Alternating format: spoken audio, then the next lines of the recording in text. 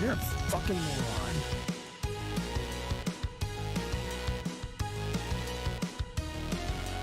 You shut your goddamn whore mouth. I'm gonna slit somebody open like a fish and drink their blood.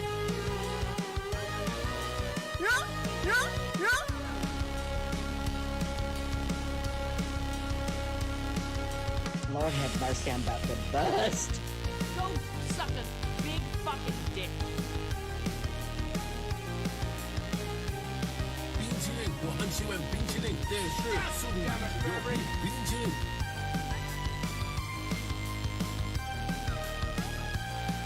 I can't help but be racist. It's true.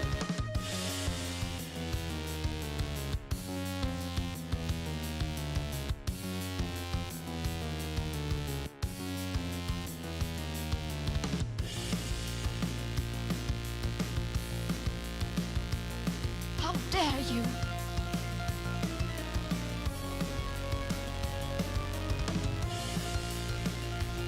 Everybody hates you, and I'm glad your husband died. You probably killed What him. the dog doing?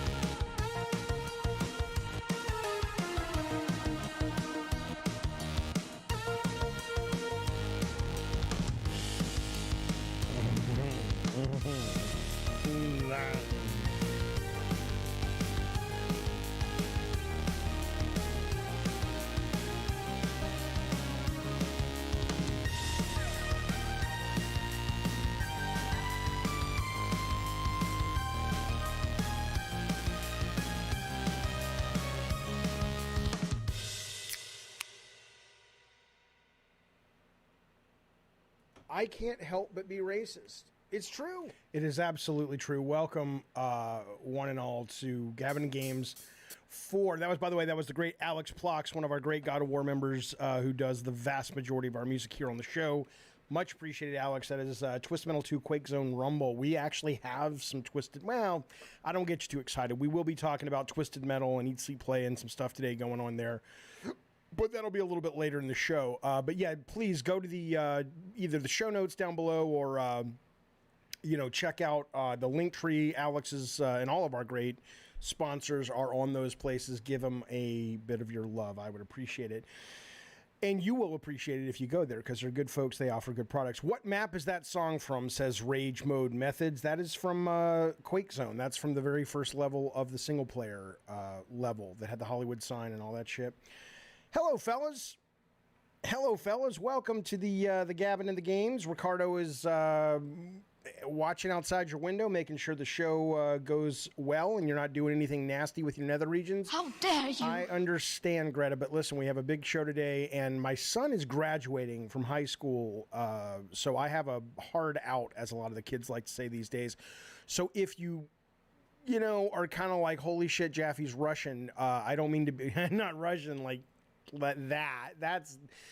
They got drone strike. Good for Ukraine, man. Ukraine just fuck it. We're flying fucking drones into. You want to bomb our civilians? Anyway, the point being is that I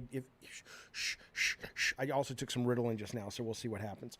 All right, my friends, my fellas, my friends. How far am I in Zelda, Tones? How does one judge how far you are in Zelda? I mean, I've done about 7 shrines, right? But I've also explored a lot. I'm not really just kind of, where I'm at in the story in Zelda is where you fly up in the hot air balloon and you look down at the glyphs on the ground for the first time, and you have the vision that Zelda meets the founder of Hyrule, that king, whatever, Ruru, whatever the fuck. But I'm loving it. It's fucking great. I'm digging it very, very much. Okay. Ricardo says he's done with Zelda. I fucking love it, man. I fucking love it. It's interesting because Breath of the Wild was Ricardo's one of his favorites, he says, and he really could not spend any real time with Tears of the Kingdom. It's interesting, but I didn't really care for Breath of the Wild, and I love Tears of the Kingdom. Matty V says, does your kid want to go into game dev? No, my kid has zero interest in that. My son right now is saying he wants to get a job. I mean, he's 17, so who knows where he'll end up with this stuff. But he says he wants to get a job that, his fantasy job is to work at like Trader Joe's, or I'm only laughing not because there's anything wrong with that, but just because it's so him. He's just like, I want a simple job that I can afford to have roommates and pay the rent, and then I don't have to care about it. I can basically do it, do well, come home and do my music and do my passion and hang out with my friends. Like, he's at that place right now where he's just like, I don't give a fuck about making a dent in the universe. He just wants a life that will allow him to continue to be happy and hang out with his pals. So, we all change a lot in this adventure, but that's where he is right now. So no, he's not looking for making games or anything like that. Okay.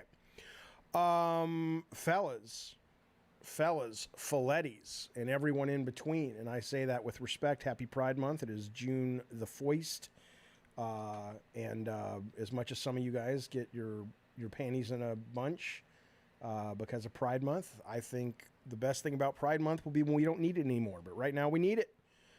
Not to get political with you. So happy Pride Month, fellas and Follettis out there. Now listen.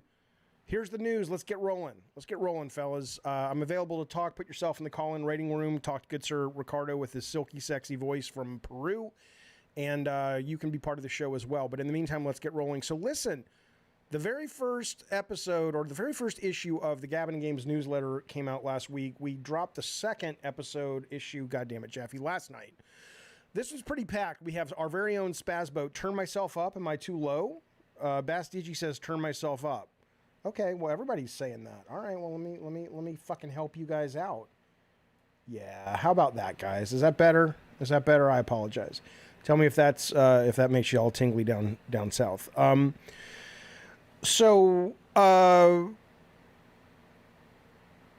Okay, so anyway, we dropped our second newsletter last night. We have Spazbo, our very own Spazbo, our moderator, one of the best game players I've encountered. Although once I start taking my esports classes next week, he's going to be getting run for his money. He's in the top 10. We also have a bunch of concept art from Mickey Mania. We have concept art from God of War. What you're looking at on your screen right now is actually God of War before it was even called Dark Odyssey. When I was brainstorming it, a bunch of this stuff is up in the newsletter. So if you want to subscribe, the links are down below.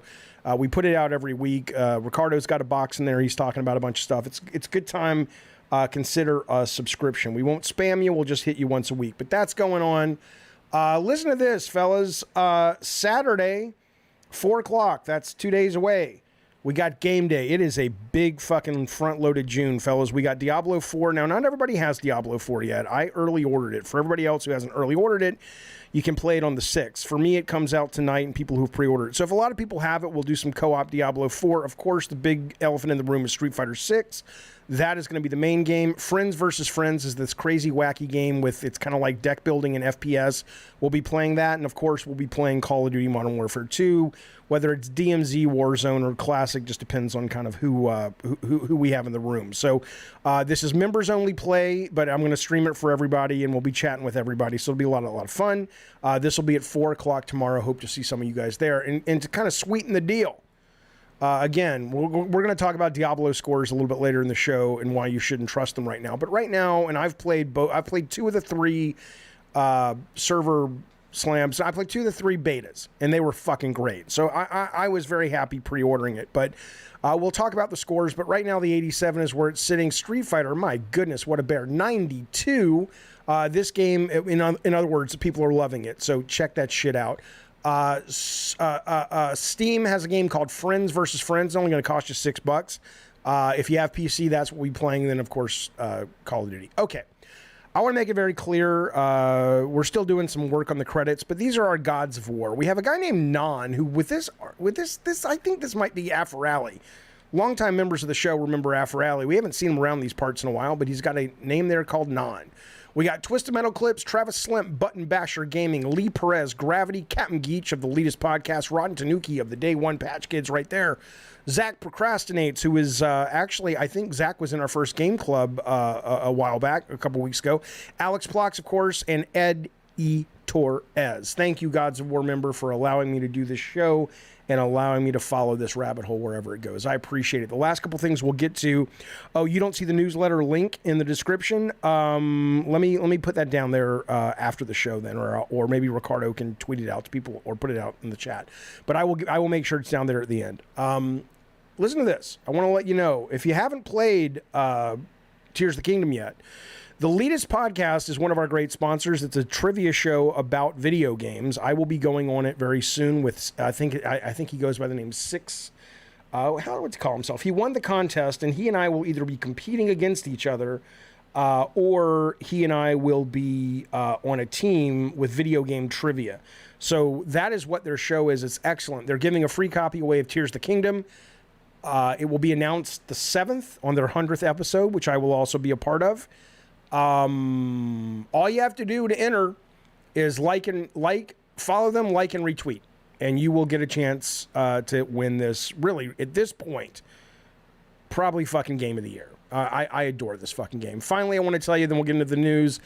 Not quite sure why that's coming up. Oh, because I hit the wrong button. The Elitist Podcast is also looking for your help. You've done this before. They were very grateful for the Gabbin' Games community. Their 100th episode is basically Family Feud, right? So they have a Family Feud video game. This link right here, and here's mine. I'm going to put it in the chat for you, and you can I'll also put it in the show notes. There you go. This will be what they use to create the survey says. So, for example, if there's time today, I'll fill this out with you guys. But like the best Mario items, power-ups. Of course, I'm going to say the star. Are you out of your mind? Okay, so there's my answer. So when they do this and they say, okay, name the best Mario power-up, if you say the star, I'm almost certain that's number one. Survey says number one. You know how this goes. It's fucking Family Feud, okay? So they need your help filling this out so you can be the survey says. Name a video game mascot. I mean, come on now. Who is not going to pick Mario? So this is for Video Game Family Feud on the Elitist Podcast. I put the link down there. All you have to do is click it, and it'll take you to it. You don't have to sign in unless you sign in at Google, and you're good to go. It's a lot of fun. Strongest video game. I got to think about this. Worst ways to die in a video game. If Sony could purchase any developer, publisher not named Microsoft, Nintendo, which would you like? I'm going to put Capcom.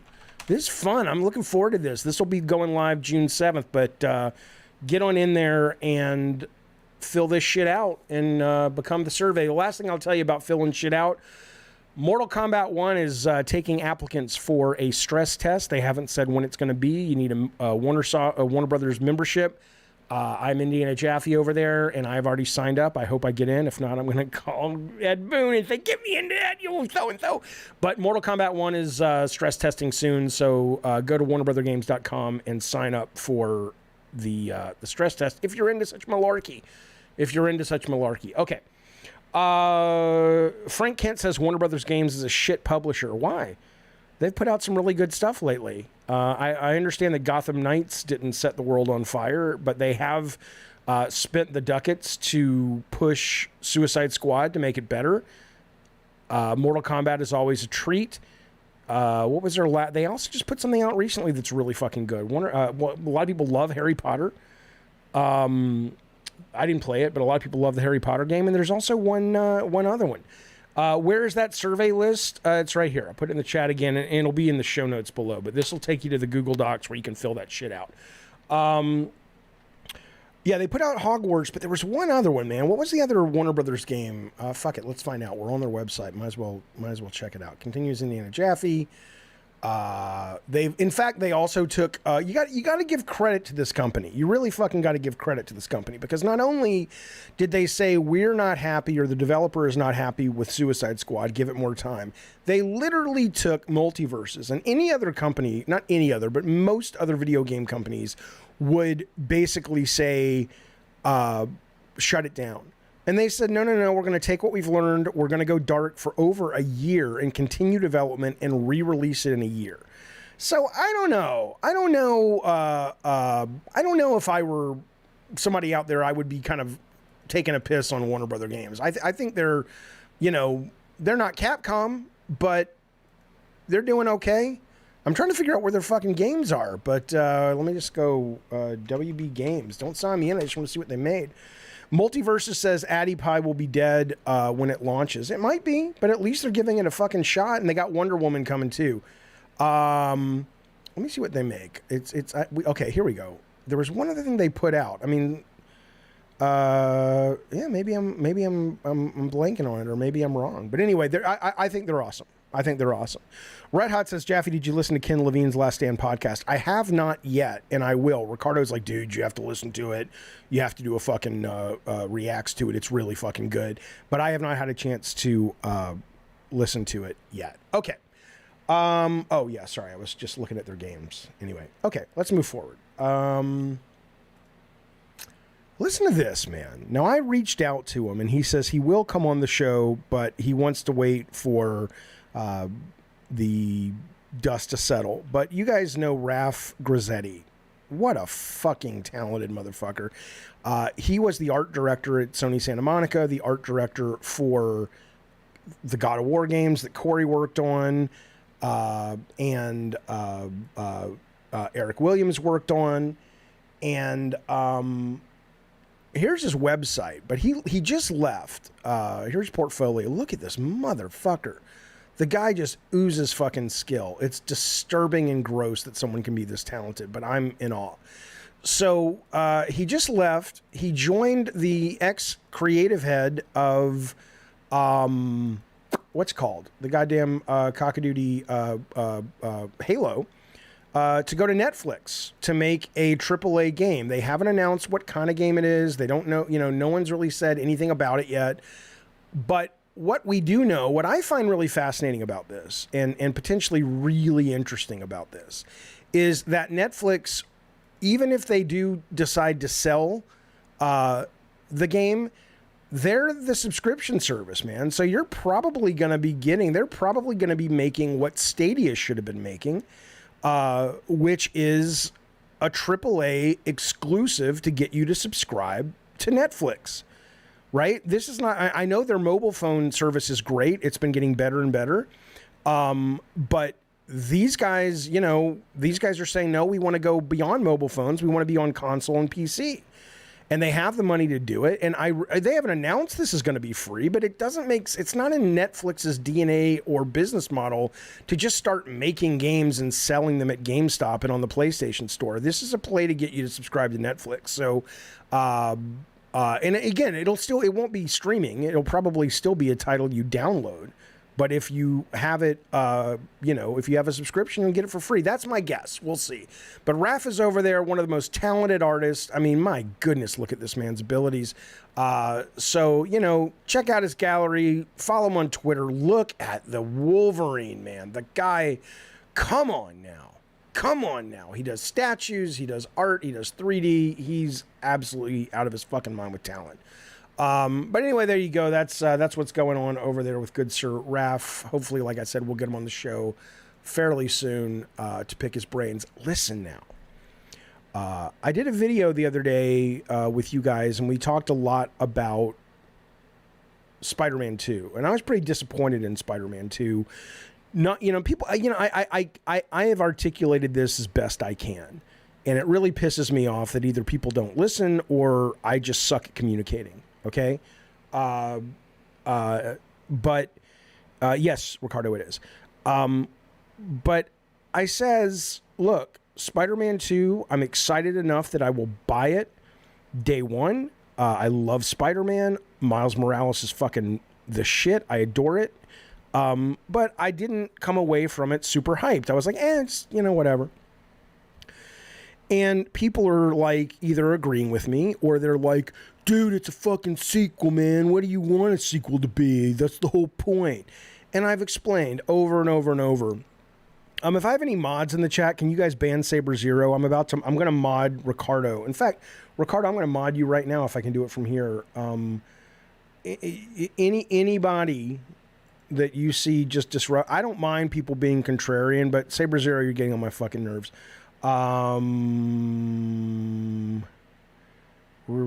Okay, there you go, Ricardo. You are now officially a mod. Fuck that. I'm tired of that shit, man. Thank you, fellas. Again, Saber Zero, you're welcome to disagree. You're welcome to debate. You're welcome to be a bit of a troll, but it's constant and it's distracting me, and that means the show is not going as well as it could if I'm partially distracted by your idiocy. So thank you very much. Thanks, Mr. K. So, but here, so I was looking at Spider-Man and going, well, a sequel's job is to create the same level of excitement and delight and surprise that the first game did. And in order to do that, you can't just go, oh, we'll just make more of the same, because you're lacking that crucial ingredient, which is the surprise, right? And the newness. Spider-Man from Insomniac, the real sex was the swinging. Everyone's like, oh, I've never seen that as good as that or whatever. Some people will argue about Spider-Man 2 back in the day. But you know what I'm talking about. Okay. But today there's a little more information coming from Eurogamer, which I'm not like jumping out of my fucking skin, but it's a little more interesting. So they talked about switching in Spider-Man 2 and how that mechanic's going to work, and it's going to be two ways. When you're in the core story, which if it's anything like Miles or Spider-Man 1, that's sort of, it's the how often you stick to the story versus go exploring is up to you, like most open world games.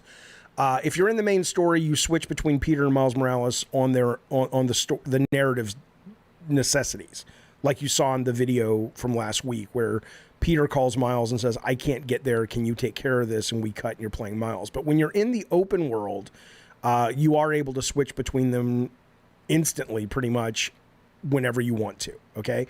It's fine, that's cool, I'm down. But the real cool part about it, to me, is that again, I don't know how this is going to manifest itself, but I thought this could be really, really cool. So Miles has his own upgrade tree, and Peter does his own upgrade tree.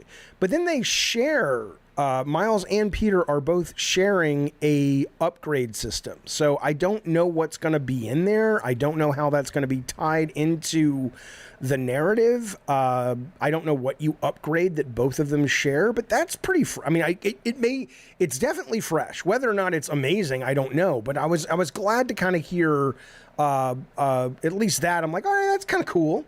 That's kind of cool. I'm down with that. Yeah, Frank Kent says it's basic combat upgrades. Yeah, but what does that mean? Are you saying if Peter already has his own combat upgrades, are those specific to his individual powers, but then they all share like strength and speed and shit like that? But I do like that idea of the shared abilities. We'll see. We'll see. We'll see if the switching in the story missions are as interesting as they can. But I mean, as they can make it. I can think of a lot of cool scenarios, but we'll see. I'm glad to at least be getting a little more information. But I do got to push back on these people that are, I think these people that are sitting around going, it's the sequel. What do you want? You're fucking bootlicking fucking Stockholm Syndrome victims to these companies. Your job as a consumer is to demand excellence, is to demand to be delighted and surprised and excited.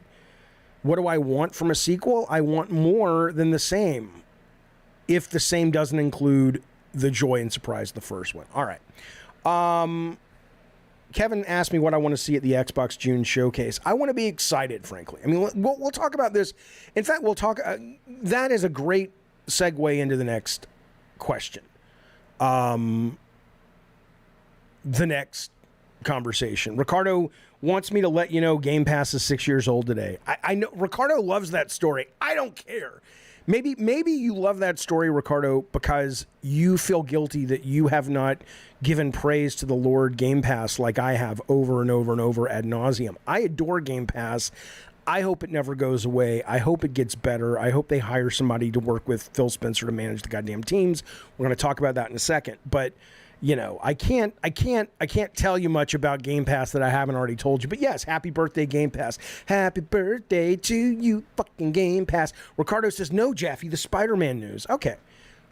We're going to put a poll up. And Ricardo knows I'm just teasing him. Ricardo knows without him, I wouldn't be doing this show today because, he keeps the show going. You got to love him. But that said, here's the poll. Was Ricardo's... Don't vote yet. Ricardo's news worth distracting me for? Okay, yes or no? Here's the news. He says, Jeff, you got to look at Skype. All right, no worries. Here we go. He says, you saw the gameplay drop, says Lowenthal, who's the voice actor of Peter Parker. Some of you said, they showed too much. I assure you, you have seen nothing yet. It is, we've just scratched the surface. It's just the thwip of the Spider-Berg. That is what Ricardo wants you to know. I'm not too sexed about that, only because I go, well, A, it's a voice actor, and B, of course they're going to say that. But isn't the job of the trailer? I mean, let me tell you something. Fuck that shit. Fuck that shit. Here's the poll, by the way. Here's the poll. The job of a goddamn trailer and putting it at a fucking showcase is to excite the fans. And now the idea that it's the onus is on us, on me as a consumer, it's my job to kind of keep my expectations in check and go, well, you know, you got to wait. We haven't shown anything yet. Well, fuck you then. You've wasted, time in my life. I tuned in because I wanted to be sold your product. I'm not mad at Insomniac. A lot of developers and publishers and marketing do this. I'm just saying that the ease with which the consumer seems to give over their agency and their right to demand excellence in exchange for their time is disturbing to me. I don't care if a guy making Spider-Man, like the voice actor, is saying, oh, you ain't seen nothing yet. I know that it's like, they didn't, they showed too much. They didn't show this. Fuck you. Your job is to excite me. Don't fucking come at me and tell me it's my fucking problem. My ego is insane. Fuck you, Twisted Sith. Your ego should be right where mine is. It's not about ego. It's about going, look, and I'll tell you something. As a guy who's been on the other side of the table making the games, I busted my ass and I busted the team's ass and they busted their ass to make sure you guys were happy. And sometimes we hit it and sometimes we didn't. But we always, we're slaves to you guys. And so the idea that it's an ego because I'm saying now that I'm just a consumer, that I want the same, fuck you. Fuck you, Ricardo. No, 63% said you shouldn't have said nothing. You goddamn right. That's a good story, though. Thank you, Ricardo. I appreciate it, buddy. You know I do. I'm just fucking with you. Okay. Jaffe, this channel is becoming the new Colt Eastwood. Blinkers for one, roast. Okay, what you need to do, Venom Quest says, Jaffe, this channel is becoming the new Colt Eastwood. I think I've been on Colt's show once. I don't know him that well, but I think he's an Xbox guy. Blinkers for one, rose tinted for the other. Venom Quest, there you go, Ricardo. I'm more than happy to have that conversation somewhere in today's chat if there's time, but you have to be specific. You have to be specific. What I can't stand about people who debate on the internet these days is they'll lay down this blanket statement without any details, specifics, or facts and act like they've contributed to the conversation. The last thing I do want to say, and we're going to get to this news that little Jason Schreier broke today. It's really fascinating, and it does relate to what I want to see at the show. And I want to also... is that somebody in the chat was talking about, oh, Jaffe, do this mixed reality Twisted Metal thing. I've already responded. Let me tell you what it is, fellas. I've responded to this guy on Twitter already. I've responded to him on this show. And then he was like hitting Cliff Bleszinski up. Buddy, the idea is not that great. You know how I know it? Because I had the idea. We were doing mixed reality Twisted Metal on the PSP back in the day after God of War. And we got into the accelerometer stuff we needed, and we got into talking to a couple of companies to make it and how it would work. And then it just there wasn't enough interest in marketing, and it just kind of all flopped and fell apart. But the idea of basically having real life Twisted Metal cars that have cameras and you have the augmented reality on the camera on your device, we've talked about it. We had it in pre-production at Sony Santa Monica. So... And again, I'm not saying it's a bad idea. I think under the right circumstances, maybe it could work. But you got to stop hitting me like you've got... First off, I don't buy ideas. I don't need your ideas. And I don't mean that disrespectfully, but anybody who works in the creative arts is working in the creative arts because they want to express their ideas. So I'm not the guy to help you get your idea in front of the decision makers. That's A. But B, again, I told you, we already went down that road. And I think the response to the Mario racing and Hot Wheels just put out a new one, they do okay, I guess, but it's not like they set the fucking world on fire. That's what I'm saying to you people. That's what I'm saying to you people. So I just want to make sure that guy is... I'm not ignoring you. I'm just saying there's your story. Fellas, listen. Little Jason Schreier steps up to the plate. this is something, you guys. Did you guys see this REDFALL stuff? So Schreier interviewed. Actually, before I get to this story, I want to first off say Rage Mode Methods. Thank you very much for stepping up and saying, I want to be part of your club, Jeffy. I want to hide myself in your beard and go on a mission to assassinate bad guys, and I will poke out from time to time from your beard, and my own Rage Mode Methods attack abilities will manifest themselves, and we will murder people who we don't like. I appreciate that, Rage Mode Methods. You are a man among men, or a woman among women, or whatever, and I appreciate it, buddy. Nicholas Renau, thank you for the super chat. He says, listen to Jaffe. He knows. You can appreciate the hard work that goes into a game and also keep devs in check by demanding more dopamine and excitement. It is true. It is fucking true. You know, I mean, it's like, why are people so fucking... Do you want to work for these companies? Maybe that's what it is. I'm not being a dick to you. It doesn't mean that just because you and I disagree, you must have an ulterior motive. You may have watched the Spider-Man trailer and thought it was fucking the tits. And that's fair. But it's when you try to convince me that my opinion is wrong and what I want is wrong that it makes me wonder what your other motive is. You know, do you think you're going to work there? Do you think they're going to fuck you? I don't understand. Hey, there's Brett Williams. Thank you, buddy. Brett Williams is back. He is back. Like Plaque. Yeah, I'm funny, and the girls like that. Brett Williams, thank you for rejoining the Diet Soda Soldiers, buddy. I appreciate it very, very much. Okay, I'm going to focus. Ricardo says, you got to focus on REDFALL, Jaffe. It's a big story. I know. I'm not going to look at the chat for a minute. Ricardo needs a button where he can take the chat away from me, so I can't even look over there and get distracted by it. I'd love that. Let me see if I can make that work. But not that I disrespect the chat, but I want to talk to you guys too. Inside the making of REDFALL, this is coming from Bloomberg, Jason Schreier. He says, this is something. So he interviewed a number of people that worked on the game. This was one of the two big swings for the fences that Xbox was making this year. The other one, of course, being Starfield. It's currently sitting at a 54 out of 100 on Metacritic. It is one of the year's worst reviewed games. So this is when he interviewed a number of people. What he said was, at Arcane, Harvey Smith and Ricardo Bear, and you guys know Harvey. Harvey's Deus Ex and Harvey's the Austin Arcane games. The guy's a great designer. I'm a big fan of his. They're co-directors of this game, REDFALL. According to the reporting, following the commercially unsuccessful release of Prey, leadership across the company, ZeniMax Bethesda, wanted to make sure something was more broadly appealing. So they took this idea and said, let's make it a multiplayer game with cosmetic upgrades and microtransactions and all that. Well, apparently a number of the team members were like, that's not why we're at Arcane. We want to do, sandbox simulation, single player narrative experiences. That's what we love. That's what we want to do. Immersive sims. That's what we're famous for. So a lot of them just kind of left. By the time this game shipped, 70% of the people who made Prey had already left. They're like, we're not interested. And you got to respect that. You got to respect it. I mean, you're only as noble as your privilege allows you to be. But the fact is, these guys in an industry that's becoming less and less, at least at that high level of budget, friendly to single player titles, they said, yeah, I don't want any part of this. This is not why I signed up, right?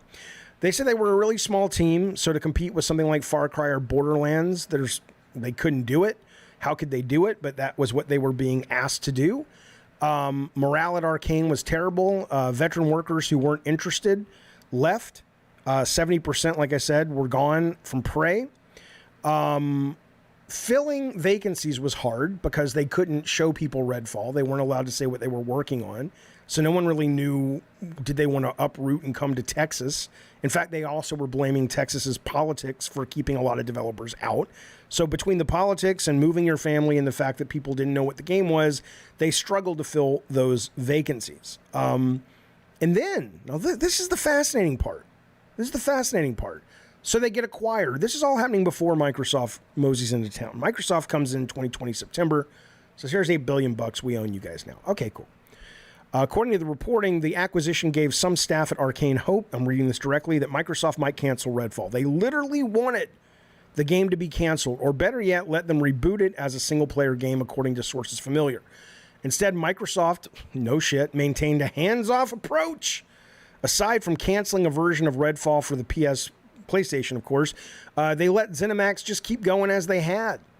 Microsoft, Phil Spencer would later say in a kind of funny interview that Xbox didn't do a good job early in engaging Arcane Austin. Really, you think? Now listen to this.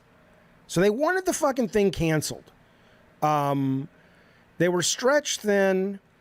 Listen to this. Along the way, Harvey Smith assured the staff the game would get exponentially better once the final art was implemented and the bugs were fixed, promising that, quote, arcane magic, end quote, would manifest at the last minute as it had with previous games. Other developers such as EA, Arts, BioWare have been widely criticized for using similar language. In the end, Redfall never coalesced. People who played the game in 2021 were shocked to see how little ultimately changed. The final glitchy product felt to some critics like a poor compromise betwixt single-player and multiplayer ideas that failed to please either. Harvey said in an interview, early on, he pushed back against the compulsory inclusion of in-game store. People who worked in the game said the remarks didn't square with how things played out. So either Harvey's line or their line. For the first 3 years, Redfall had a significant microtransaction plan in place. Only in 2021, with games as a service growing more controversial amongst gamers, did Arcane finally scrap the in-game monetization plan. So here's the real point of this to me. Okay, it is absolutely not that Microsoft didn't manage it better. How many times can we beat that fucking dead horse, right? And it's almost even not that these guys got caught up in a situation where, they should have pushed back or they all should have walked. I don't know. I mean, it sounds like a lot of them knew from the beginning this was going to be a bad thing. To me, the interesting story is, and maybe this makes me super fucking naive, but the interesting story is that when Microsoft had their summer showcase last year, and just like this year, they did a deep dive a few days later. So they had all the big, drama, and here's the new titles and this, that, and the other. And then they brought out the executives and said, okay, this is kind of, let's dive deep into Redfall. Let's dive deep into Starfield, whatever. I believed them. But they knew they were selling a fucking lie. Pete Hines stood on that stage, and at this point, it was less than a year from that game to release. He knew he was full of shit. Beyond that, I read the previews. I read the 7, 8, 10-page preview in Game Informer. Nothing about these issues were revealed in the previews. All of these professional journalists had an opportunity to say, we're not reviewing it yet, and there are some interesting things here, but none of them said it. None of them fucking said it. Which I hate to say it, because again, it makes me sound like a total, naive idiot.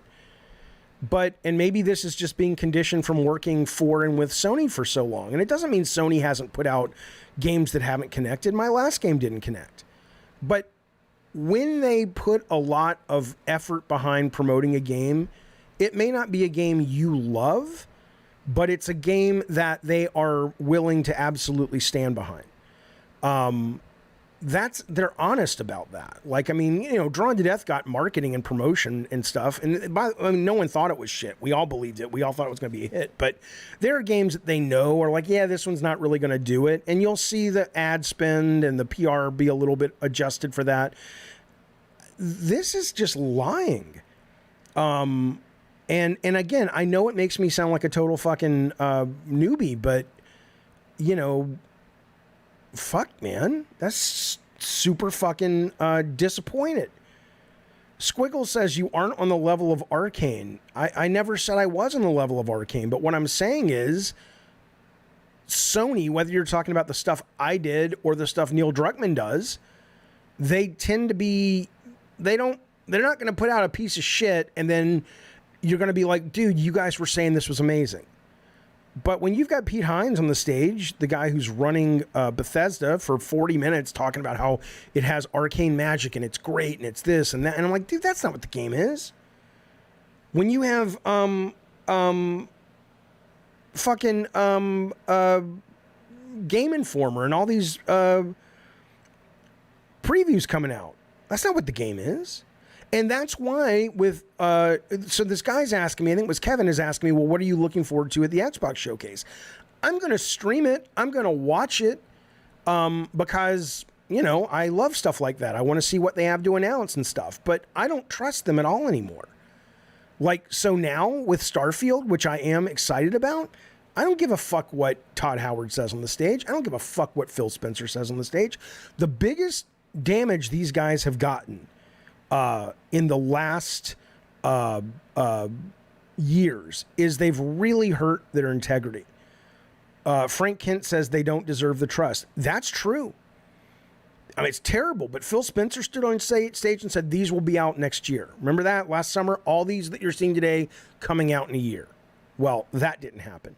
Pete Hines stands on stage and tells you that this game is like a multiplayer version of an arcane game with all the narrative and shit, and it's great, and this, that didn't happen. Fuck you. And I don't mean that disrespectfully. I will watch it. I am excited. But don't ask me to believe you. You guys have fucking lost that privilege, and I can't imagine I'm the only one. Twisted Sis says yes, because Todd Howard is a liar and criminal. What are you talking about? What changed your mind, Jeff? A few months ago, you defended him. I defended his ability to make amazing games. I never said that they didn't put out buggy games. And I don't mind buggy games as long as I can fucking play it. But I certainly don't think the guy's a criminal. But I was never I was never saying that he's lying. But people were telling me, oh, no, he lied about this, that, and the other. I don't have that experience with him, but I'm not the hardest of the hardcore Bethesda fans, so I don't know. But no, I'm this now they have earned that reputation with me. Okay?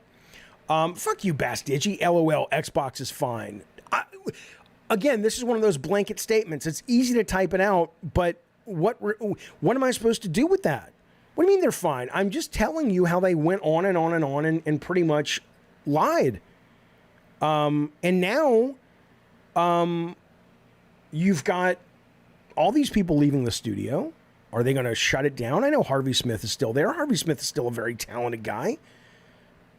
But that's a fucking, you know, that's what's left. But to answer your question, Kevin, what do I want to see at X? I mean, I don't have any real love for Xbox's IP. Gears of War is an exception. And I'm not saying I don't like their IP. It's just, it's very generic to me. Like, Fable means nothing to me. But to be fair, you know, I didn't grow up with Fable, so maybe it's exciting to people. But so for me, I want Starfield to blow my mind. I'd love to see Gears of War. I'd love to see Indiana Jones. There's no way Indiana Jones is coming out in a year. There is a rumor that there's a new Wolfenstein coming. But, you know. But their IP in general, though, is not really getting me all that hot and bothered, truth be told. Okay. Let's talk about this, though. Let's talk about Diablo. Because this all is kind of in the same part and parcel. And again, I'm late to the party. I was never a Gamergate guy. I don't care about ethics and games journalism. Games journalism is fucking PR. Games journalism is, for the most part, it's entertainment journalism. It's not fucking, you know, they're not reporting on the Pentagon Papers. Okay, so I know where this sits in the pecking order. But the more I do this show, and the more I spend time really, you know, researching the researchers, the more I go, what the fuck is with these people? Isn't that terrible? Isn't that terrible? Yeah, Darth Nugget says, you hear that, Ricardo? He's coming for your profession. Well, Ricardo is more than welcome to to push back, Ricardo keeps saying super chat. I think I've gotten all the super chats, Ricardo. Which one are you talking about? But yeah, Ultra Awesome says journalism in general is PR. I don't think journalism in general is PR, but entertainment journalism in general, this is the reason it's coming up. That's the reason it's coming up. Listen to this. This story was from 2019. This is why you got to be careful with the Diablo. You got to be careful with the Diablo reviews. And I played the betas, 2 of them. It's great. I'm sure the reviews do match up. But here's the problem. Activision adds microtransactions to Crash Team Racing after promising it wouldn't. This is back in 2019. Recently, surprise, Resident Evil 4, it's Capcom, remake, has microtransactions now. Both of those titles went out, got reviewed, and then they flipped a switch that turned on or changed the microtransactions that they were offering, okay? So if you look at the Diablo 4 reviews, it's currently sitting at an 87, and that's exciting. They're all positive. I've gone through, not all of them, of course, but I've gone through a lot of them. Nothing here I can find mentions microtransactions. IGN gives it a 9. The only thing they say about it is it's like the retail version will include a store. It wasn't on when we played it. We don't know specifics of what things will cost, what will be sold, if they're interesting to be worth. Blizzard saying it's only purely cosmetic. It has no impact on gameplay. So they're not letting it affect their score. They're just saying we don't know anything about that. Okay. The only company that's come out that makes you go, oh, that's pretty good is EUROGAMER. EUROGAMER came out and they have a story that's called Where's Our Diablo 4 Review? There's hell to pay, right? And they're not like ragging on it, but they're saying, I'm just going to read you a paragraph or two. This is from Chris Tapsell, the reviews editor. He says, you may have spotted some Diablo reviews going live. Where's ours? We've been playing a lot. We're not ready to publish it, he says. There are a few reasons. Generally, when we hold off on publishing a review, it's because either some features aren't available, key features. It's the game with a significant online component that hasn't been stress tested, or there's some funny business or other awkwardness with getting access to the review code. He says in the case of 4, it was all 3 of these things. All 3 of these things. The in-game shop wasn't live, right? So they had no idea really what was going to be sold or how it would affect gameplay. And this is coming from Activision, a company that, again, that's why I showed you the Crash Team Racing thing. They promised no microtransactions. They got the reviews and then they flipped them on. So they've lost trust. And these guys are the only ones that kind of seem to care about that. Diablo players, well, he talked about the auction house and all that stuff, Diablo Immortal. So it's like, look, we'd like to kind of check this before we give it a review. They also said that when they were reviewing the game, all of the progress of their characters was deleted, right? So Rob Ferguson, who runs the place over there, says to all the Diablo reviewers, playtime is up and your characters and progress has been deleted. And I was like, well, so what at first? But then I read their logic for it. This is what Eurogamer says. He says that's a very unprecedented move for review code. While we can partially understand the reasoning, namely some tech reasons, and also that they have just announced that there's a race to the hardcore level to get your name on a statue. They said our progress was wiped before we could see enough of the game to give it a fair shake, and we aren't going to budge on what we feel is necessary for review just because a studio made that harder to achieve. That's a really good point. So it's a tricky one to work around, he says. I'm not planning on replaying the entire story all over again to reach the post-game and dig into that real depth, or to hit post-game levels of build complexity with a different character, or to wait as late as July to try out the first Diablo 4 new seasons. Because it would take a huge amount of time and stop the review. But it's like, how can we review it when this is kind of what we're dealing with? And again, I don't think it's not, like I said, it's not the Pentagon Papers. I'm not like, isn't this a scandal?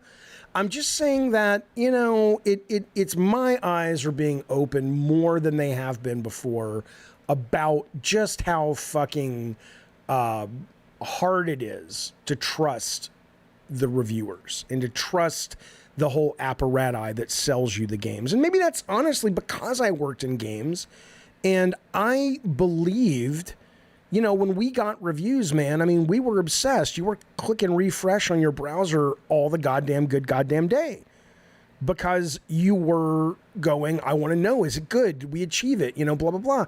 Now you look back and you go, who the fuck knows? Same with awards, only through the eyes of fucking history and time can we know. All right, listen to this. Kenneth Fox, thank you, buddy, for dropping a super chat. He says, look, it's infuriating seeing some Xbox fans say Jason Schreier dropped the piece before the showcase to smear them.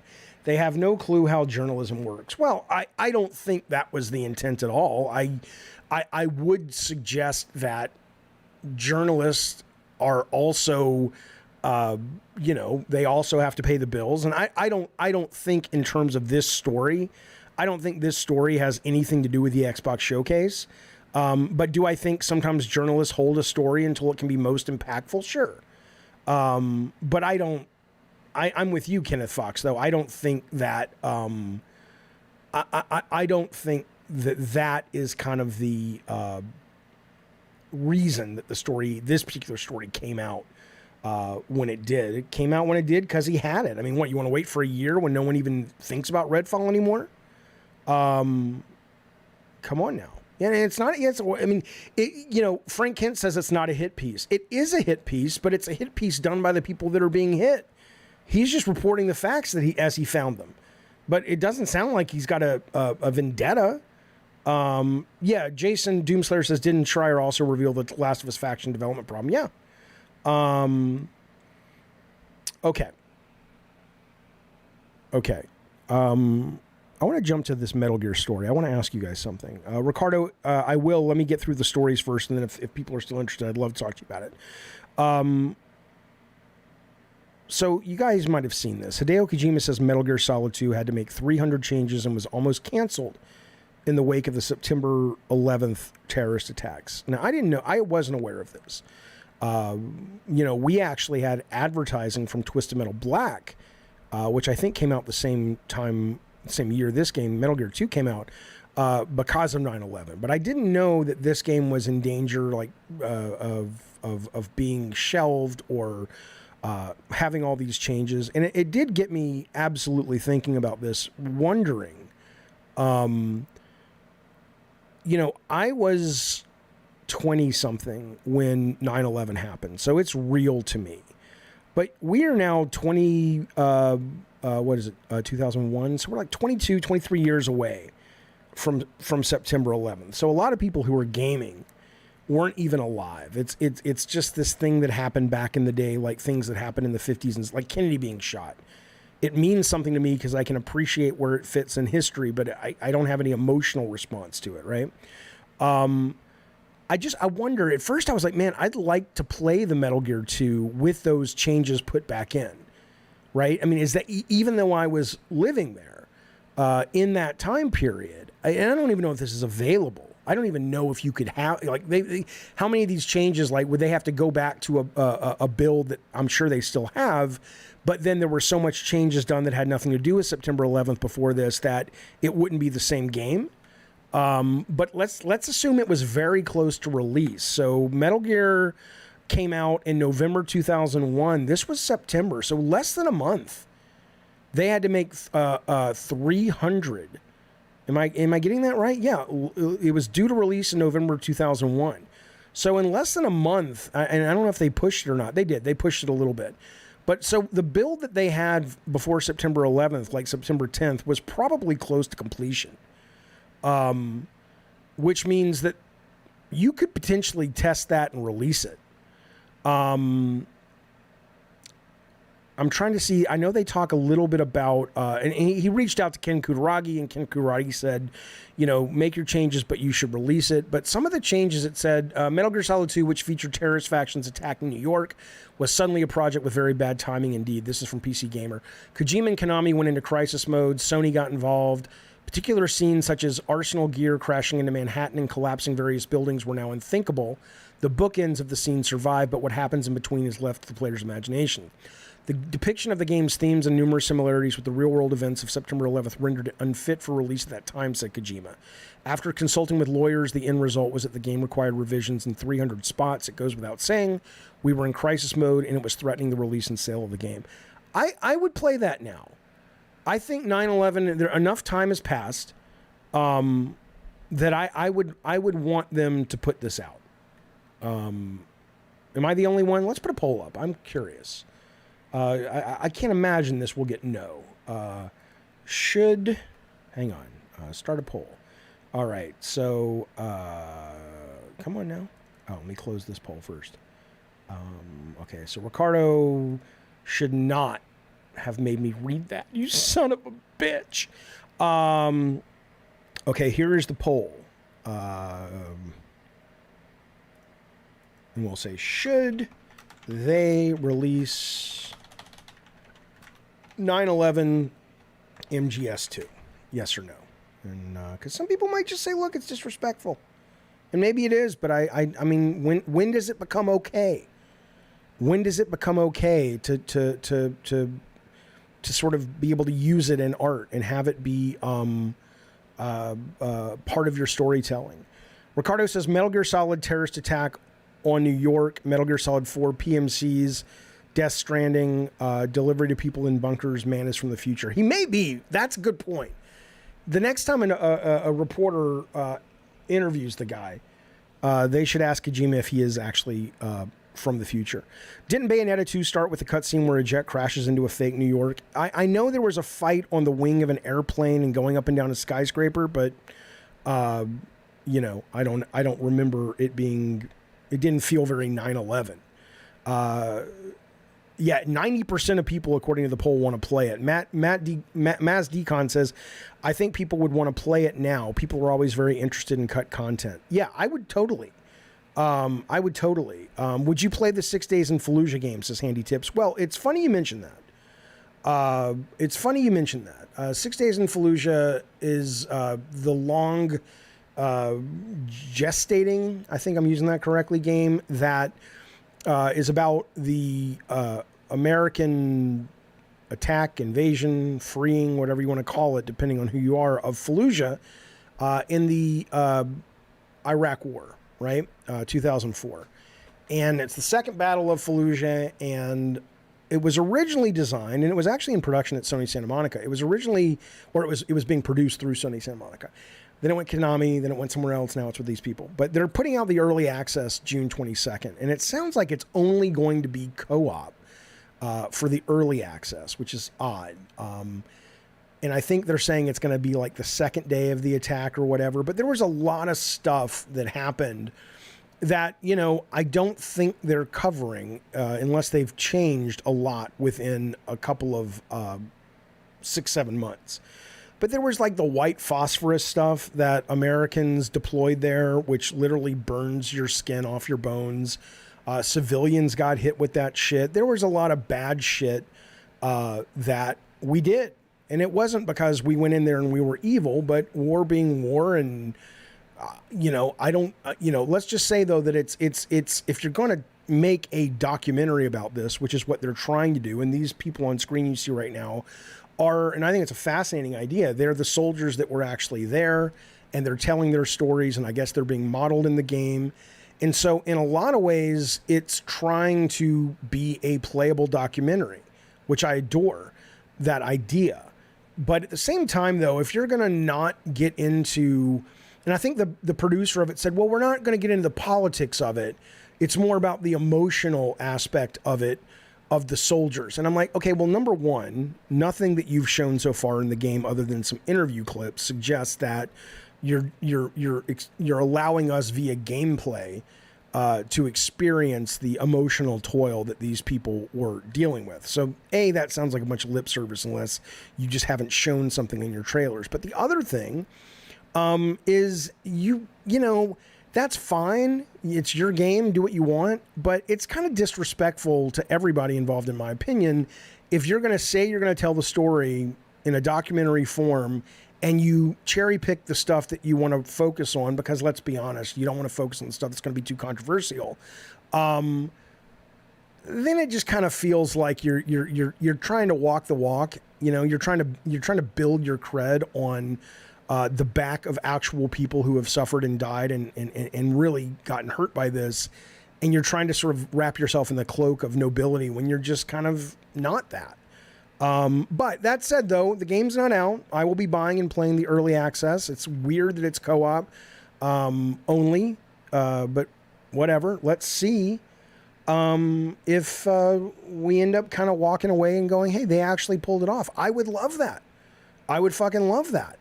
Fupy says the footage is interesting. When do you ever see an enemy soldier in a game slowly peeking around a corner? I mean, it's a cinematic, so I don't know if you'll actually experience it. Ricardo says being co-op makes it really weird as a documentary. That's true. That's true. A lot of these things, though, are these war games. Like, I remember when Medal of Honor was doing this. I remember going to the very first Jeff Keighley's Video Games Live at the Hollywood Bowl, and I remember it being like, they had the soldiers, and they were playing the music from Medal of Honor, and they had like showing videos from the game of soldiers talking. And if you didn't play video games, you would have thought that it's like, holy cow, video games are like really deep and emotional and powerful. And then, you know, it cuts the game, and it's, you know, people throwing frying pans at each other's heads, and it's, you know, it's a fucking shooter. It's a fucking shooter. So I find it disrespectful, not just to the soldiers and to the country and to the various countries that suffer, but I find it disrespectful to the medium. Vitaphone, thank you, buddy. Been a member for 19 months. He says every September 11th bar in the tri-state area is filled with people that are deeply traumatized by 9/11. I can't say no to art, but it is still very raw to many.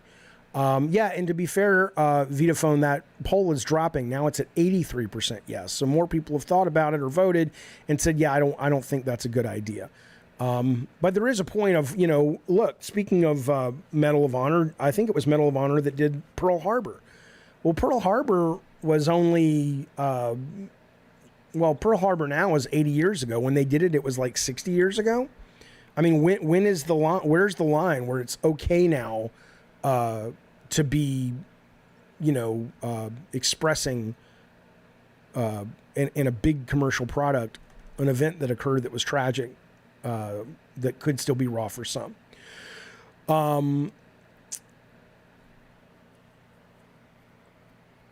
Andrew W. says, I want 6 Days in Fallujah so bad. Andrew W., I'm curious, what is it about this game that you've seen that makes you want it so bad? And do you have a PC, and will you be playing the early access version of this game? Steffi says, such a West Coast thing to say. I'm not sure if she's talking to me. I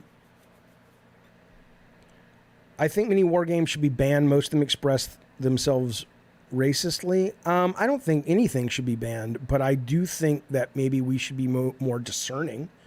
You're more critical of this than the Metal Gear Solid 2 director's cut than Fallujah. Are you talking to me? Maybe in the future, if it's for me, put J in front of it or something. I am more critical of this. I don't know even if you're talking to me. I'm so sorry. Would people feel different if it wasn't called a game? Maybe just call it interactive media. I mean, I don't know. I don't know. Maybe some would. I'm going to tell you something. There was real briefly, there was a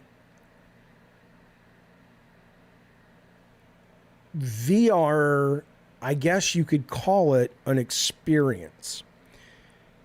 And it was really interesting because you put the headset on and you actually were running around, and they were like blowing dirt and cardboard and wind at you because it was simulating the one of the bombings that happened in Darfur. And so they certainly didn't promote that as a game, and they said, look, this is probably as close as we can get you without dropping you in a real war zone to just what it might have felt like. There was also a VR mode of being in the buildings in 9/11. And those didn't present as a game, but I'm glad they made them. It was fascinating. Art and ethics interact, Jaffe. Yes, I know. says Unruly. And actually, it speaks to your point that games can have a profound impact. Games are, I'm with you on that 100%, Unruly. Games are so capable of just so much more when it comes to the emotional and intellectual nutrients they can provide. And eventually we'll get there. That's when Cliff Bleszinski was on the show over the weekend, and he was talking about a game called September 9th, I think is what they called it. But it was all about terrorism and all that. It was a brilliant game. And it was eye-opening to me because it showed me how gameplay could allow the level of sort of intellectual and emotional resonance that you can't get through other mediums. And I was struggling because I'm like, I want to figure out how to do that a lot more because it was so rare. I'm going to put that into ChatGPT tonight. I'm going to say, look, I just want to see if it can come up with like 20. I mean, sure it can, but I don't know if they'll be good. 20 ideas of like, can you come up with play mechanics that evoke an emotional response, not because of what they are thematically about, but simply the gameplay itself. I'm very curious about that.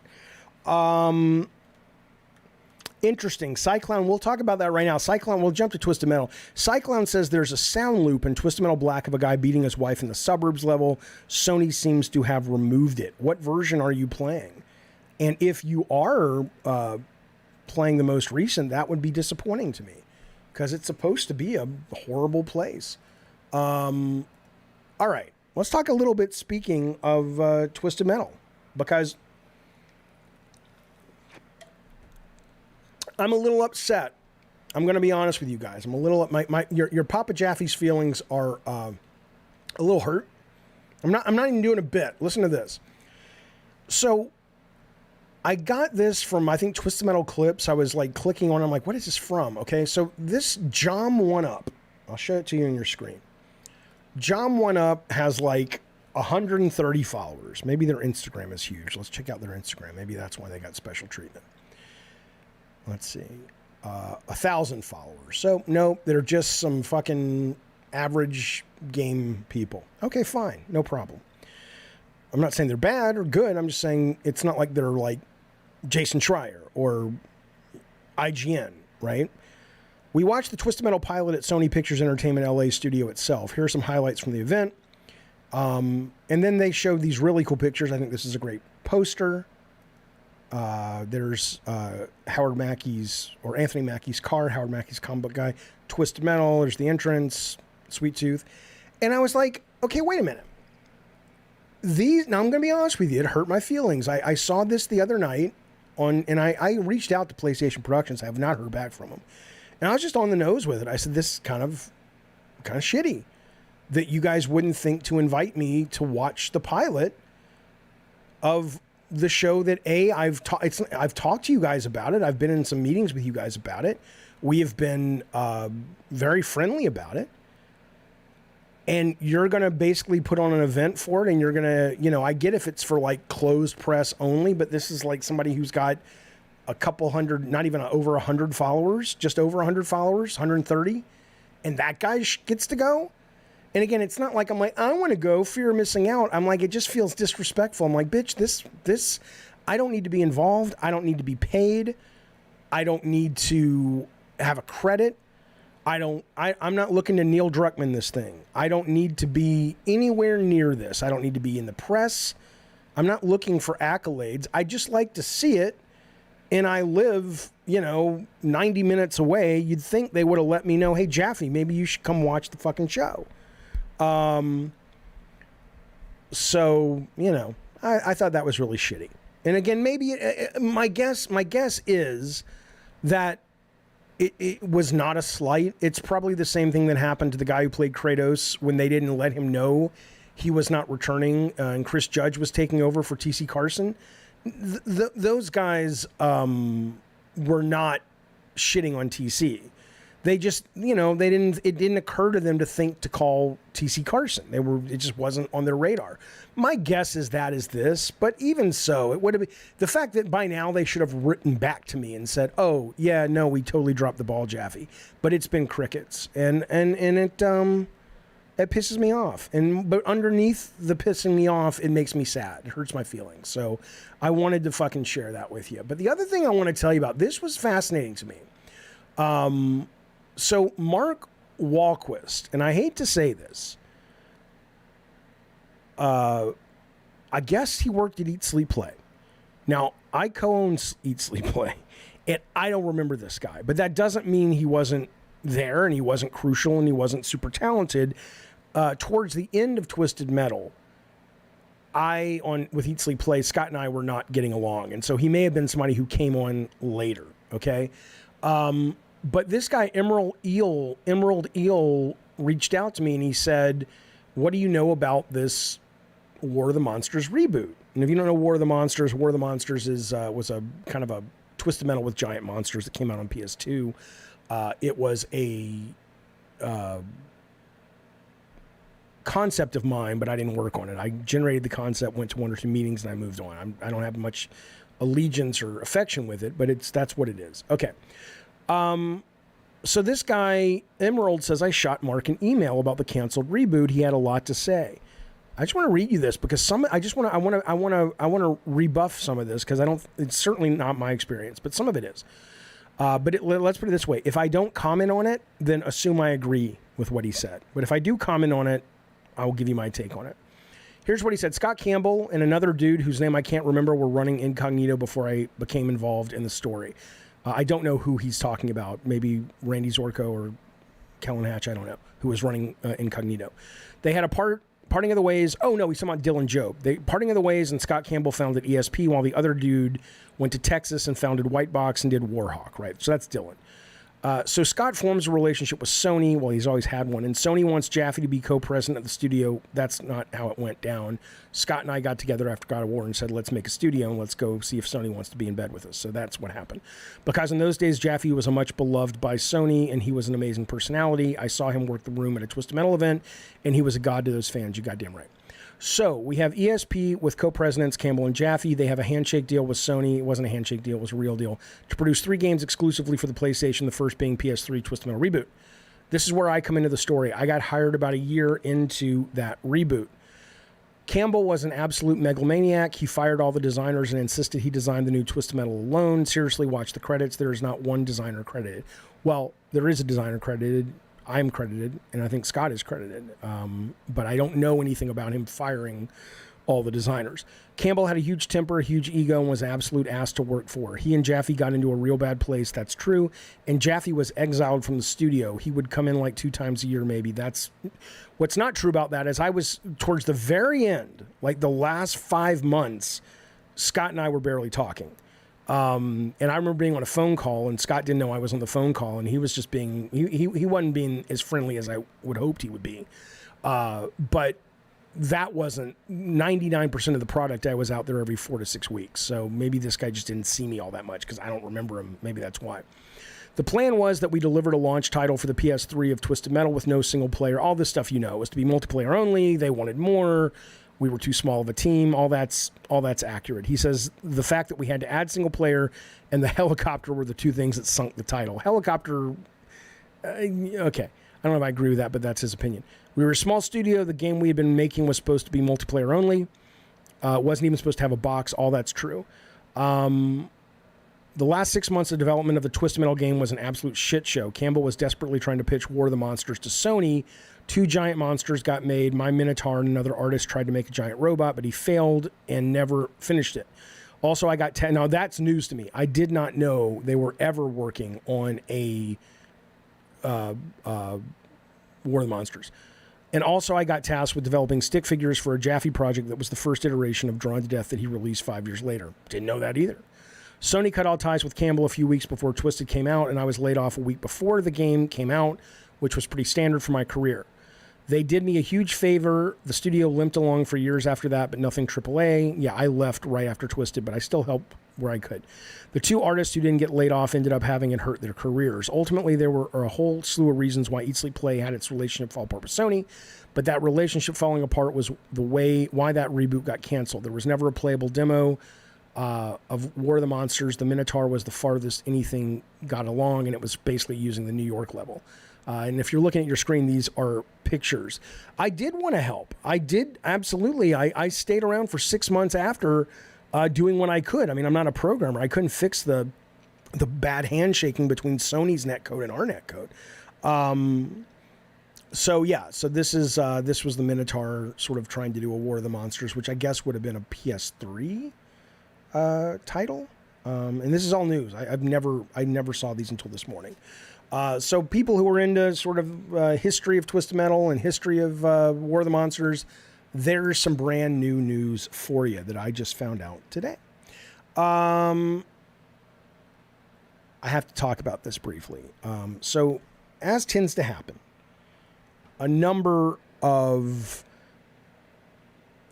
teams break off. Well, let me get to the chat first. Let me talk to the chat for a few minutes, and I want to tell you about this story real quick. The Diablo news, we already talked about Diablo. Didn't we already talk about Diablo? I'm losing my fucking mind. What was the fight between me and Scott about? There wasn't a fight. It wasn't that. It was that Scott has a very big ego, and I have a very big ego. That doesn't mean that we're assholes, or, I mean, I can't, Scott was never mean to me, but I never worked for Scott. So I can't speak to what it was like, good, bad, or otherwise, about working with Scott Campbell, other than as an equal, or when I was working at Sony, even though he didn't report into me, ultimately Sony decided, when they got paid, and if I had issues with something, I would go to my boss, and he did have Scott's ear. Scott was not the reason Scott was the reason Twisted Metal had racing, in that ultimately it shouldn't have, but it wasn't his idea. But anyway, no, we didn't have a specific argument. It was just the fact that I think that Scott thought he knew best. I thought I knew best.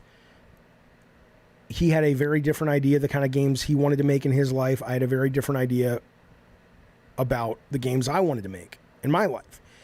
And it just was never a good marriage from the beginning, but it took a long time for us to recognize that, our time together as co-creators should have been left to the PS2 era, is what I would say. Listen to this. We got a guy, Capono5150, says, why did YouTube recommend this to me? I don't know. Are you into games? But let's talk to this guy. Let's show Capone the love he deserves in our lives. Capone, we talk about video games. We talk about Metal Gear Solid. We talk about making, I don't know what the fuck. What do we do here? I don't fucking know. But everybody tell Capone that you love him and give him a pickle tickle and tell him he's your best friend. But yeah, I mean, we never really had any knockdown, drag out fight. But I think towards the end, we were just really sick of each other. He thought he knew what was best. I thought I knew what was best. I'll tell you where, to me, the real, the moment I realized this was not a good marriage was when we finally made the call that Twisted Metal 2012 would not have the ability to get out of the vehicle. And Scott, to his credit, Scott is a good family man. I think he's a good person. I have nothing personal negative experiences with him, but he wasn't a gamer. He wasn't a core gamer. And I was just like, dude, this is games now. This is, this has been games since 2001. And he just didn't want to take on the nightmare of adding that part. And it's not that I could have fought him on it, but it was just like, that's when I knew, at the time I was like, I want to fucking win DICE awards. I want adulation from, Edge magazine. And I think Scott was probably more like, I don't give a fuck about that shit. I want to make some fucking money. And I wanted to make money too, but I think that was kind of where I realized we were coming at this a little bit different. But yeah, and I don't know this guy who wrote this, so it, his opinion is valid for his opinion. I don't I'd be more than happy to talk to him. I feel a little embarrassed I don't remember him, but frankly, towards the end, I was only out there, every 4 to 6 weeks. And I was talking to Scott and Kellen and some of the main folks, and I wasn't talking to the guys actually, nose down in the trenches. Yeah, I already did the Colin Moriarty Game Pass debate. It's up. And in fact, I'll be going on Colin's show again Tuesday. I can't tell you what it's about, but I'll be doing a Sacred Symbols Plus with Colin Tuesday. And it's a meaty topic. It's going to be a really good one. I'm looking forward to it. Okay. What were the gameplay mechanics going to be like getting out of the car, says Lutron? We barely discussed it because every time it came up, it's like, dude, that's a whole new thing. And to be perfectly fair, this was, we were doing proprietary engines. I think it's different now, of course. These days, if you were to make Twisted Metal, it's easy to get out of the car. I mean, you just make it in Unreal 5. It's off the shelf. You get a bunch of stuff. But this was a proprietary engine. It was a brand new engine. It was on PS3. I get that they were climbing a mountain. And Scott is a fucking brilliant producer. I mean, he's a guy who, delivered military simulations to the fucking United States government on time, every time, before he made video games. It's not like he doesn't know what he's doing.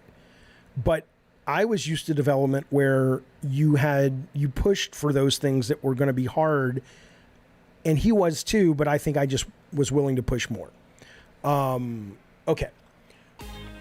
Gravedigger, thank you so much, buddy, for being a member for 2 months of the Diet of the Soldiers, buddy. I appreciate it. This was your idea for Kratos to meet the Gravedigger. Yes. My 14-year-old mind was blown when Kratos climbed out of Hades. Best part. Yes, it was totally my idea. So there you go. Okay, listen to this. Let's move on. And by the way, people who say, Jaffe, stop saying, I know. It's a terrible thing I do. But if I got to talk slower, and then maybe that'll annoy you. I'll try to do this story without saying, okay? Because I know it's bad. It's a bad habit. I'm trying to learn to get through it. You deserve better. You deserve that much from me. Come on now. But I will try. Because, I mean, look, if I am going to, be racist, then I might as well be able to at least, communicate better. I can't find the racist button. Where's the racist button? Where the fuck's the racist button? How about this one? My view of the world is different because I'm a white guy. That's true. That's totally true, by the way. I did it again. Listen, let's focus. Cyberpunk's director and other former CD Projekt Red devs form a new studio called Blink. There's the second group of big folks that walked away from CD Projekt Red. These are some big wigs. Game director of Cyberpunk 2077 and the co-game director of Witcher 3 Wild Hunt, as well as Witcher and Cyberpunk executive producers, have all walked away. They've said, we're tired of the massive shit. We want to be able to take chances and be creative. And they said, where the industry champions a dictatorship of the creative individual, we want to give ownership to the team. Good luck with that. Where the industry leans on crunch culture, we prefer work-life. Who cares? All this is just bullshit until you actually put the wheels on the road. Where the industry, I mean, I'm not saying their heart's not in the right place, but I'm like, what an empty statement. Show, and then we'll talk about it. But they say, where the industry says bigger is better, we're setting our sights on highly polished games with a focus on emotion, story, and craftsmanship. And then there was also another group that went off and created a studio called, I forget what he named his studio. Was it like Rise the Wolf or something? But anyway, what's interesting to me about this, and then it's also if you look at kind of what happened with some of the people who walked away from Arcane that we talked about earlier. How do I express this? So as it relates to Nintendo, right? So Tears of the Kingdom is really brilliant. Even if you don't enjoy it, this is all going to wrap around. I assure you, this is not like, what's he talking about? Is he losing his mind? Tears of the Kingdom is brilliant. And what's fascinating to me about Nintendo is their games come out of design first. Their games come out of, let's start with abstract mechanics. What is fun to do? What is fun to play? What is interesting about this? Whether it's Splatoon, and then they wrap the wrapper of Splatoon around it, or ARMS, which I don't think was very good, or Tears of the Kingdom, which is probably one of the most interesting game design in the last 20 years. That's where they start from. And when it works, and it often works, even if they're just iterating on this process, this is why they are able to navigate the rocky waves of game development these days that's getting more and more expensive. Because they are playing to the strengths of the medium from the very beginning. But all these other studios you see people starting, when they mention story, emotion, character, this is the result of decades of Sony marketing and Sony making great games, telling people that games are about story and our stories and our characters and this and that and the other. And I'm not suggesting that that is bad. I'm not suggesting that those games are bad.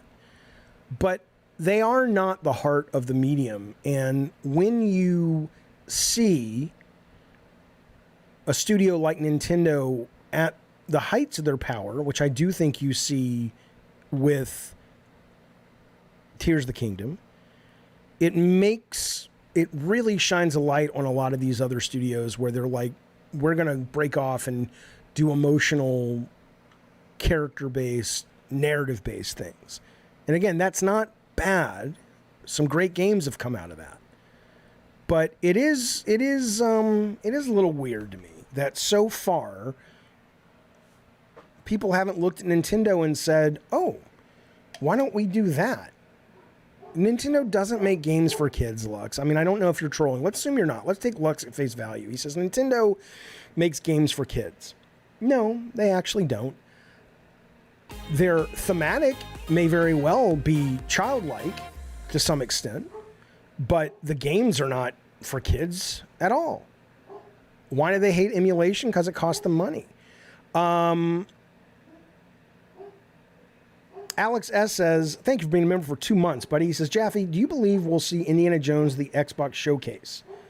The movie's coming out in a few weeks. I do not. Maybe we'll see a teaser. Maybe.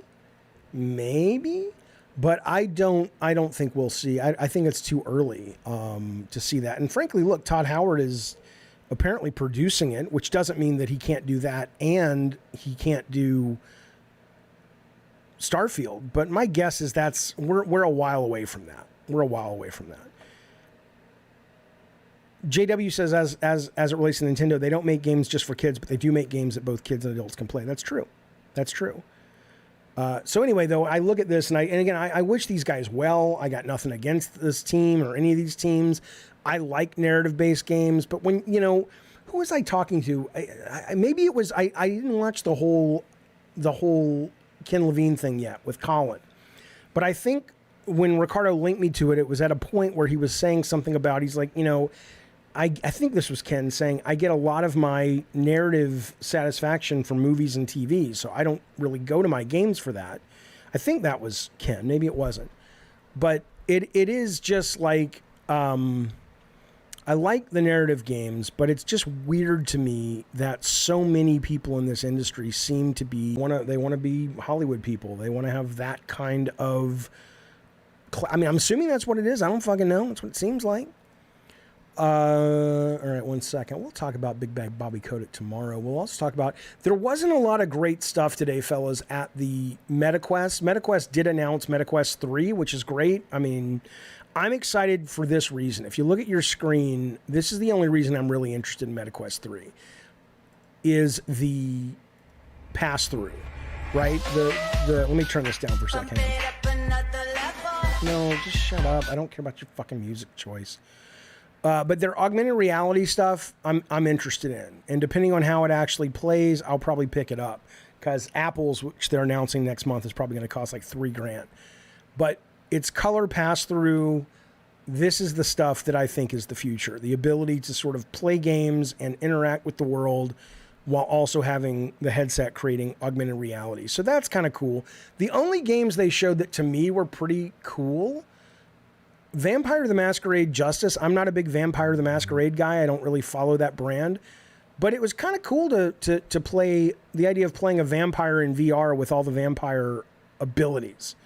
That was pretty fucking cool. So I am interested in giving this a play when it comes out. They show a little bit of what you can do, like, sucking the blood and leaping down on people and all that. That seems like it'd be pretty fucking cool to do in VR. So I'm into this one.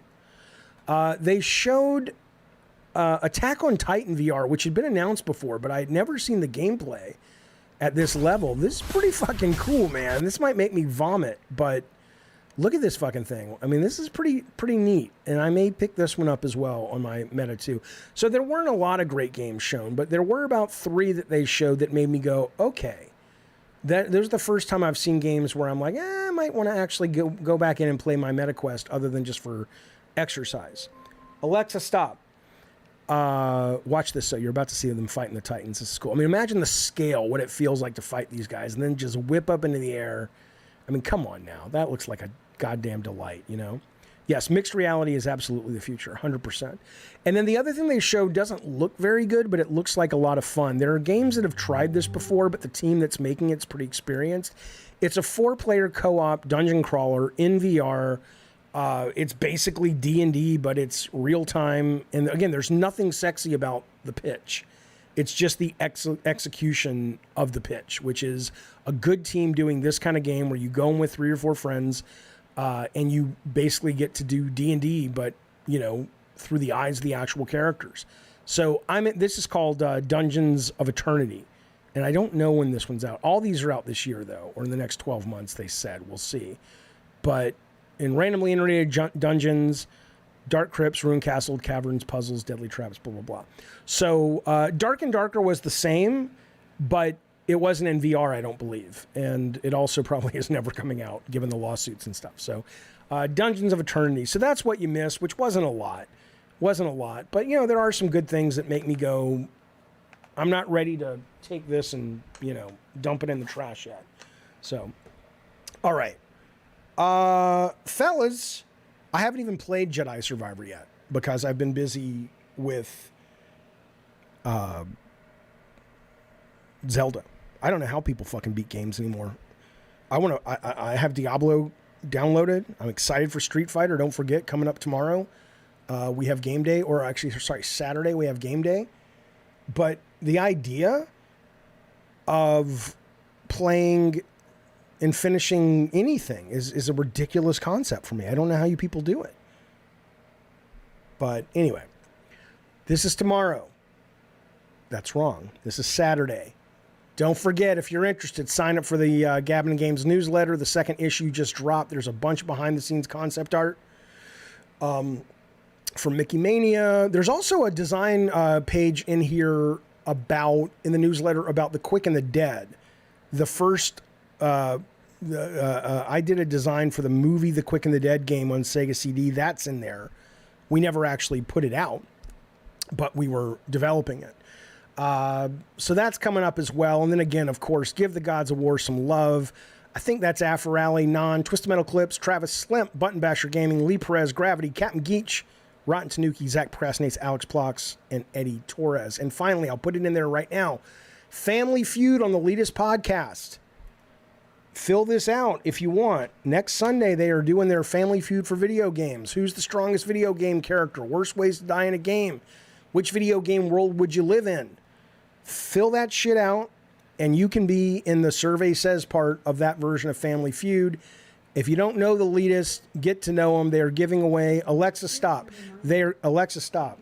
Alexa, stop. They are giving away. I got to turn her off for shows. They are giving away Tears of the Kingdom. If you follow them, if you like and retweet, go on over there to Twitter and find them. They don't have a lot of followers yet. They're a brand new podcast, which means your chances of winning are pretty fucking good. Shump, thank you for the super chat. He says, Jaffe, finally able to catch a live show. Thanks for your contributions to gaming. God of War, what got me into gaming. Keep up the awesome work. Thank you, buddy. Thanks for playing our games. I appreciate it very, very much. Fellas, I do got to run. Thank you for that, Shump. I do have to run. Today is my boy's graduation from high school. I got to go get ready, and we're going to be down there at 4 o'clock. Really appreciate it. Ricardo says, as soon as I started talking about VR, 30 people left. I know people don't love it. We can't, again, I get it. People are turned off by it because if they haven't experienced it, they don't know what the magic is. And if they have experienced it, they are like, well, there's no real games for it. I get it. But anyway, I'm going to go do that. I'm going to go be with my boy. And I'm so proud of him. He's such a good kid. And, but I will be back tomorrow. Tomorrow's Friday. It's Gavin Games. We'll be doing that. Don't forget, Saturday is the show. Sunday is the game day. Sunday is Free Swim Sunday. We're doing that. And but I'll be back tomorrow with the Gavin Games Gold. Everybody can watch it, but it'll go behind the paywall afterwards for members only. But this, of course, is a normal Gavin Games. And Ricardo, thank you. Mods, thank you. Super Chats, thank you. New members, welcome. You guys make every day fun. Well, some of you. A couple of you guys are assholes. But most of you are the knees goddamn bees. Looking forward to playing games with you in a couple days. Be well, be safe, and I'll talk to you soon. Bye, everybody.